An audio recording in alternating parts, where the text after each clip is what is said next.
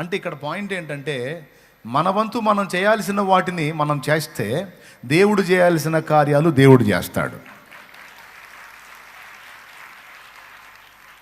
నేను ఒట్టిగానే కూర్చుంటా, ఇక నువ్వు చేసే అన్నీ నువ్వే చేసే ప్రభా అంటే కుదరదు, అట్లా చెయ్యడు.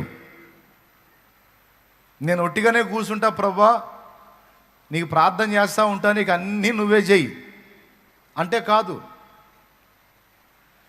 నువ్వు దేవునికి ప్రార్థన చేయాలి, దేవుడు నీకు చూపించే వాటిని నువ్వు అందిపుచ్చుకోవాలి.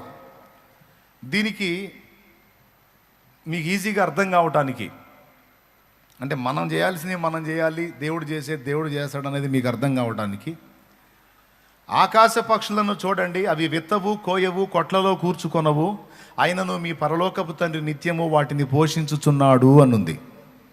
ఉందా? ఇప్పుడు చెప్పండి, పక్షులను ఎవరు పోషిస్తున్నారు?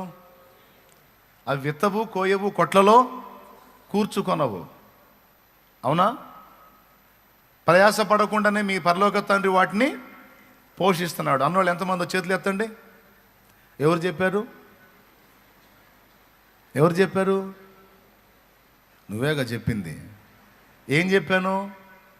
ఆకాశ పక్షులను చూడండి, అవి విత్తవు, కోయవు, కొట్లలో కూర్చుకొనవు, ఆయనను మీ పరలోకపు తండ్రి నిత్యము వాటిని పోషించుచున్నాడంటే గూట్లో కూసుంటేనా, లేకపోతే నా తిండి ఎక్కడ దాచిపెట్టాడో నా తండ్రిని వెతికితేనా?